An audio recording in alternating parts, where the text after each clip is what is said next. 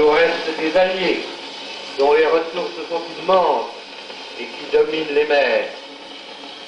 Il nous reste les gigantesques possibilités de l'industrie américaine, les mêmes conditions de la guerre qui nous ont fait battre par 5000 avions et 6000 chars peuvent nous donner demain la victoire par 20 000 chars et 20 000 avions. Je dis l'intérêt supérieur de la patrie. Car cette guerre n'est pas une guerre franco-allemande qu'une bataille puisse décider. Cette guerre est une guerre mondiale. Nul ne peut prévoir si les peuples qui sont neutres aujourd'hui le resteront demain. Même les alliés de l'Allemagne resteront-ils toujours ses alliés si les forces de la liberté triomphent finalement de celles de la servitude? Quel serait le destin d'une France qui se serait soumise à l'ennemi?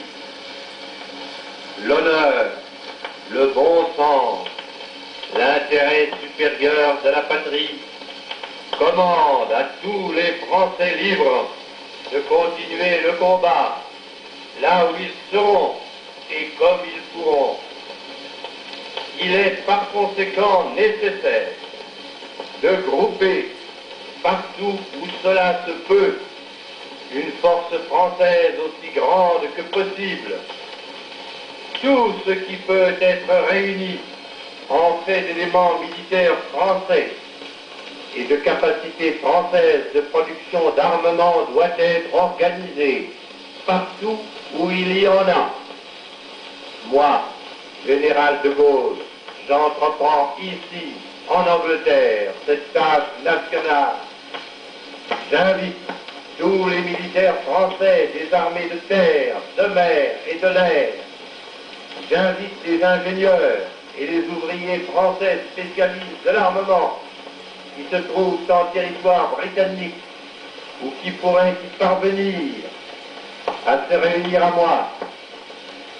J'invite les chefs, les soldats, les marins, les aviateurs, des forces françaises de mer, de l'air, où qu'ils se trouvent actuellement, à se mettre en rapport avec moi.